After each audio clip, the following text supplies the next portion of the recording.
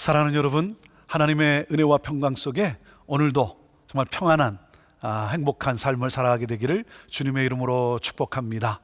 이 세상이 우리에게 평안을 가져다 주지는 결코 못합니다.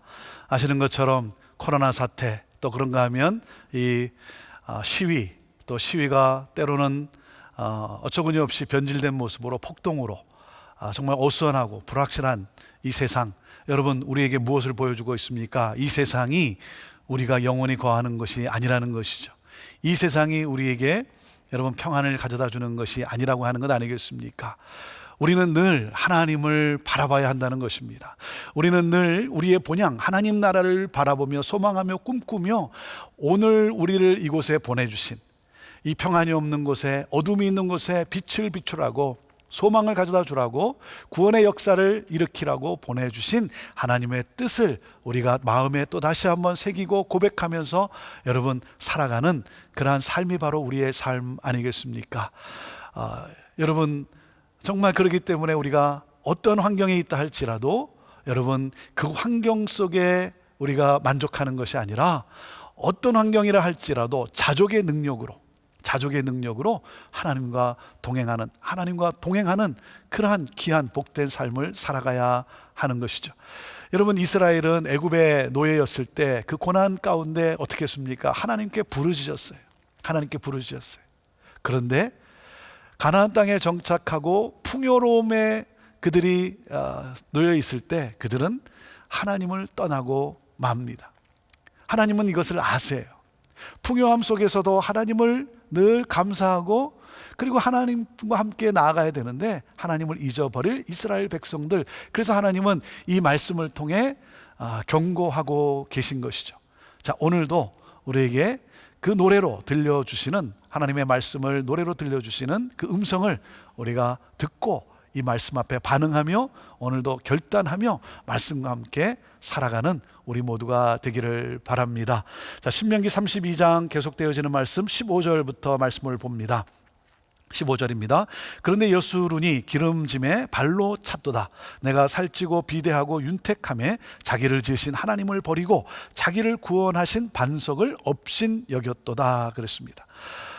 풍요와 번영을 누리면 하나님께 더 감사할 것 같은데 아이러니하게도 하나님을 배반하고 만다는 거예요. 이게 참 아이러니하지 않습니까? 하나님을 배반하니까 어떻게 되겠어요? 하나님의 징계를 받게 되겠죠.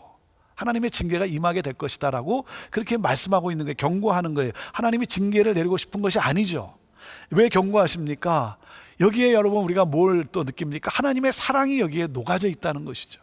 하나님의 사랑. 경고의 메시지에는 하나님이 우리를 사랑하시기 때문에 사랑이 녹아져 있다는 거예요. 자, 그런데 어떻게 됐습니까? 여수룬이라고 하는 것은 이스라엘의 또 다른 이름입니다. 그래서 이 여수룬의 뜻이 뭐예요? 의로운 자, 올바른 자라고 하는 뜻이죠. 그런데 의롭고 올바르게 살아가야 되는데 그러지 못한 삐뚤어지게 산 이스라엘, 참 이름값을 못했죠. 사랑하는 여러분, 우리 이름값을 하고 살면 좋겠습니다. 이름값을 하면서 그들이 기름짐에 하나님을 발로 찼다는 거예요. 살찜에 윤택함에 자기를 지으신 하나님을 버렸다는 거예요. 하나님을 버리고 어떻게 해서 하나님을 업신여겼다는 거예요. 하나님을 무시했다는 거죠. 하나님은 누구세요? 반석이라고 그랬어요. 반석. 변함이 없으신 하나님. 그런데 어떻게 됐습니까? 이스라엘이 변한 거예요. 신앙이 변질됐다는 것이죠. 하나님의 구원과 하나님이 주신 은혜를 너무 가볍게 여겼다라고 하는 것이죠. 자, 16, 17, 17절입니다. 그들이 다른 신으로 그의 질투를 일으키며 가증한 것으로 그의 진노를 격발하였도다. 그들은 하나님께 제사하지 아니하고 귀신들에게 하였으니 곧 그들이 알지 못하던 신들, 근래에 들어온 새로운 신들, 너희의 조상들이 두려워하지 아니하던 것들이로다 그랬습니다. 자, 이방의 우상을 섬기게 됐어요. 그래서 어떻게 됐습니까? 결국은 하나님을 질투하게 했다는 것이죠. 하나님을 크게 진노하게 하셨다는 것입니다. 왜요? 하나님을 소중히 여기지 않았기 때문에. 사랑하는 여러분, 내가 소중히 여겨야 될 오직 한 분, 하나님. 그 하나님을 우리가 잊으면 안 되는 것입니다. 자, 기억합시다. 망각하면 심판입니다. 기억하면 회복입니다. 우리가 이것을 잊지 않았으면 좋겠어요. 하나님을 망각하면 심판이고 하나님을 기억하면 회복이라고 하는 것입니다. 그렇기 때문에 날마다 말씀으로 우리의 속사람을 강건케 해야 하는 거예요. 그래서 이 말씀이, 그래서 이렇게 매일 말씀 묵상하는 것이 너무나 중요한 것이고, 이것은 우리의 복이라고 하는 사실입니다. 오늘도 말씀을 묵상하는 여러분은 복된 인생인 것입니다. 자, 18절 말씀부터 봅니다. 너를 낳은 반석을 내가 상관하지 아니하고 너를 내신 하나님을 내가 잊었도다. 그러므로 여호와께서 보시고 미워하셨으니 그 자녀가 그를 경노하게 한 까닭이로다 그랬습니다. 하나님은 누구시라는 거예요? 이스라엘을 구원하기 위해서 마치 하나님은 산모처럼 그렇게 큰 수고를 하셨다는 거예요. 그런데 하나님을 쉽게 잊어버렸어요. 네. 여러분, 하나님이 없는 인생은 결코 아름다울 수가 없습니다. 결코 아름다울 수가 없어요. 네. 자, 그들이, 이 자녀들, 하나님의 자녀들인 이들이 하나님을 경노하게 했어요. 경노하게 했습니다. 네. 자, 20절 말씀부터 보십시오. 그가 말씀하시기를 내가 내 얼굴을 그들에게서 숨겨 그들의 종말이 어떠함을 보리니 그들은 심히 패역한 세대요 진실이 없는 자녀이미로다. 그들이 하나님이 아닌 것으로 내 질투를 일으키며 허무한 것으로 내 진노를 일으켰으니 나도 백성이 아닌 자로 그들에게 시기가 나게 하며 어리석은 민족으로 그들의 분노를 일으키리다. 하나님이 얼굴을 감추셨다는 거예요. 그래서 하나님이 이스라엘이 종말을 보기를 원하시는 거예요. 종말은 뭡니까? 재앙이라는 거죠. 재앙. 수증기 같이 쉽게 사라질 것이다. 다른 민족으로 말미암아 그들이 이렇게 고통을 당하게 될 것이다 하는 거예요. 자, 22절. 그러므로 내 분노의 불이 일어나서 수월의 깊은 곳까지 불사르며 땅과 그 소산을 삼키며 산들의 터도 불타게 하는도다. 23절. 내가 재앙을 그들 위에 쌓으며 내 화살이 닿을 때까지 그들을 쏘리로다. 이 수월까지, 지하세계라는 거죠. 진노가 이 땅의 모든 그 소산, 모든 소산에게 다 영향을 미치게 된다는 거예요. 그러니까 무슨 말입니까? 그러니까 엄청난 그 불행을 그들이 겪게 되고 말 것이라는 것이죠. 자, 24절입니다. 그들이 주림으로 쇠약하며 불같은 더위와 독한 질병에 삼켜질 것이라. 내가 들짐승의 이와 티끌에 기는 것의 독을 그들에게 보내리로다. 그들이 쇠약해지고 모든 질병, 모든 독이 그들에게 임하게 된다는 것이죠. 사랑하는 여러분, 하나님이 아닌 것을 의뢰하면 하나님의 진노가 임하고 말아요. 그렇기 때문에 사랑하는 여러분, 하나님의 진노가 임하기 전에 우리가 죄에서 속히 돌아가야 하는 거예요. 그래서 하나님이 말씀하시는 거예요. 하나님이 그래서 이 말씀으로 우리에게 돌아오라고, 결코 떠나지 말라고 경고하고 계신 것이죠. 25절입니다. 밖으로는 칼에, 방 안에서는 놀람에 멸망하리니 젊은 남자도 처녀도 백발 노인과 함께 젖먹는 아이까지 그리하리로다. 내가 그들을 흩어서 사람들 사이에서 그들에 대한 기억이 끊어지게 하리라 하였으나 그랬습니다. 자, 어느 누구라 할지라도 하나님의 이 분노를 막을 수는 없다는 것입니다. 누구나 다 이 죽임을 당하고 만다는 거예요. 하나님이 어느 정도까지 한친다 그랬습니까? 기억이 없도록, 너희들이 존재했는지조차 누구도 기억하지 못하도록 그렇게 하나님이 다 쓸어 없애겠다고 하십니다. 자, 그런데 여기서 하였으나 그래요. 그러면서 27절이 but 그러나 이렇게 시작이 됩니다. 자, 27절 말씀부터 봅니다. 혹시 내가 원수를 자극하여 그들의 원수가 잘못 생각할까 걱정하였으니 원수들이 말하기를 우리의 수단이 높으며 여호와가 이 모든 것을 행함이 아니라 할까 염려함이라. 28절. 그들은 모략이 없는 민족이라 그들 중에 분별력이 없도다 그랬습니다. 자, 내가 너희들을 완전히 기억나지 않도록 끊어지게 할 것이다. 그러나 하면서 뭐예요? 하나님께서 여기서 멈추세요. 왜 멈추셨냐면 원수들이 방자할까봐 하나님이 멈추셨다 그랬습니다. 하나님이 갑자기 분노를 막 쏟으시다가 딱 멈추세요. 왜냐하면 이웃 나라들, 그 이스라엘의 그 이웃 나라 적들을 통해서 이스라엘을 심판하게 하셨는데 이 적들이, 이웃 나라가 이 오판을 할 수 있다는 거예요. 자기들이 잘나서 자기들의 힘으로 이스라엘을 마치 심판한 것인 양 착각할 수가 있다는 거죠. 그래서 이들의 모략이 없는 민족이다. 그래서 분별력이 없는 민족이라는 거예요. 여러분, 이들은 하나님의 심판의 도구로 사용되었을 뿐이에요. 하나님의 심판의 도구로 사용되었을 뿐이지 자신들이 강대해서, 자신들이 전쟁에서 승리한 것이 아니라는 것이죠. 그래서 하나님이 여기서 멈추겠다는 거예요. 혹시 이들이 분별력이 없어서 자기들이 한 것인 양 착각할까봐 내가 멈추겠다 하면서 뭐예요? 하나님은 완전히 멸하시지 않겠다라고 하는 하나님의 사랑을 우리가 여기서 보게 됩니다. 여러분, 징계하시는 하나님의 이 애타는 마음을 우리가 이 말씀에서 보게 되는 거예요. 자, 그러면서 하나님은 이 징계를 이제 그 심판의 도구로 사용된 그 민족들을 향해 하나님이 내리십니다. 자, 29절입니다. 만일 그들이 지혜가 있어 이것을 깨달았으면 자기들의 종말을 분별하였으리라. 그들의 반석이 그들을 팔지 아니하였고 여호와께서 그들을 내주지 아니하셨더라면 어찌 하나가 천을 쫓으며 둘이 만을 도망하게 하였으리요. 그랬습니다.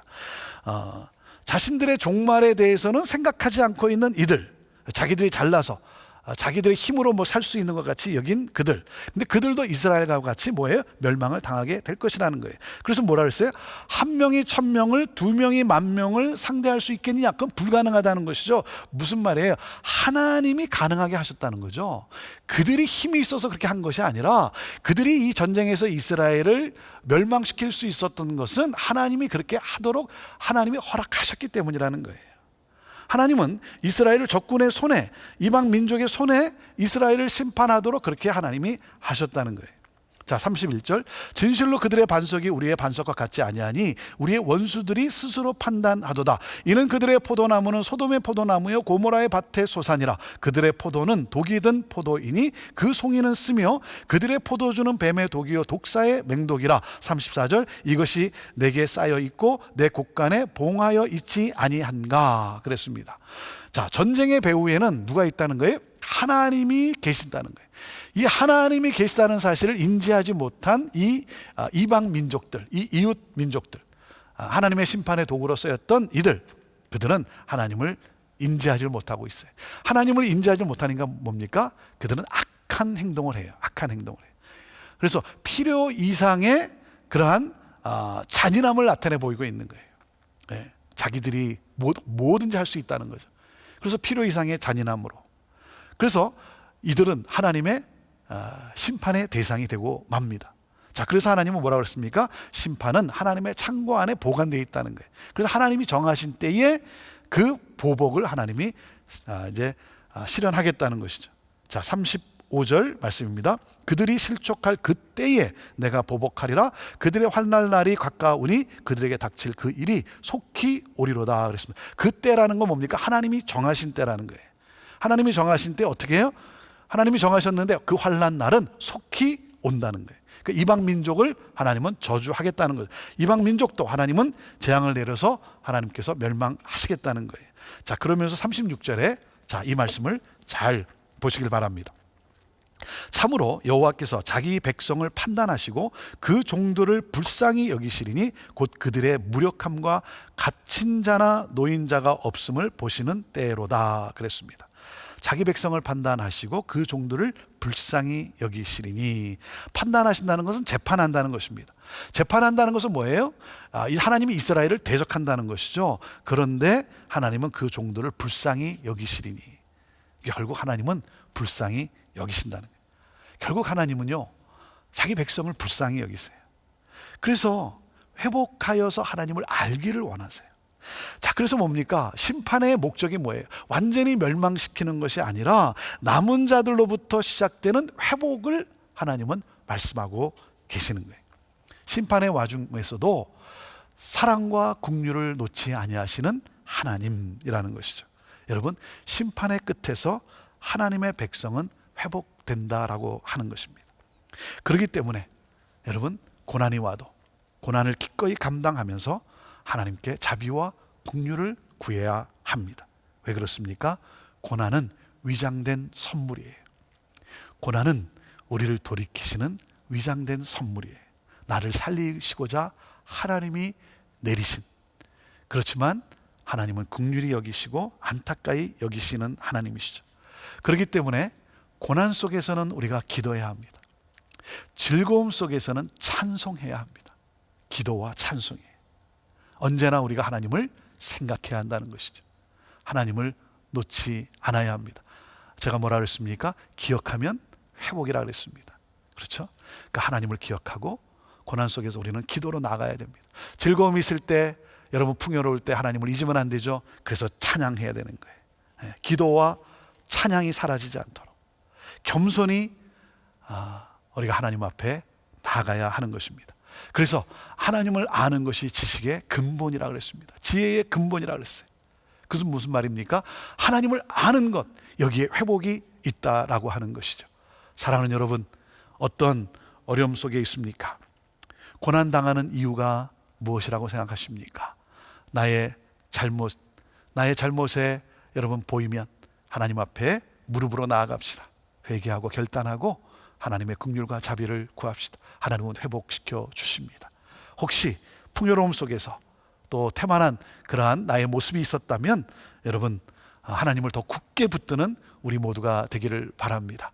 우리가 이 팬데믹, 이 시대를 지나가는 것은, 이때는 하나님은 우리에게 회복을 주시기를 기뻐하시는 것입니다. 돌아오게 하시는 하나님, 다시 한번 하나님의 사람으로 서게 하시는 하나님, 여러분, 이 하나님의 사랑하심과 이 하나님의 긍휼을 붙들고 오늘도 기도와 찬양으로 오늘도 나아가는 복된 삶이 되기를 주님의 이름으로 축복합니다. 기도하겠습니다. 하나님, 끊임없는 이 말씀의 경고 속에서도 또 심판의 재앙 속에서도 사랑과 긍휼을 잊지 아니하시고 베푸시는 하나님, 돌아오라고 말씀하시는 하나님, 떠나지 말라고 말씀하시는 하나님, 이 말씀을 우리 마음속에 굳게 새기며 살아가겠습니다. 주여, 돌이켜 주옵소서. 새롭게 하여 주옵소서. 회복된 그러한 삶으로 하나님을 더욱 찬양하며 빛을 발하게 하옵소서. 우리 모든 사랑하는 성도들, 이 어려움 속에서, 이 고난 속에서 붙들어 주시고 새롭게 하시고, 하나님, 고난당한 자를 또 살리는 그러한 복된 삶이 되게 하옵소서. 감사하며 예수님의 이름으로 축복하며 기도하옵나이다. 아멘.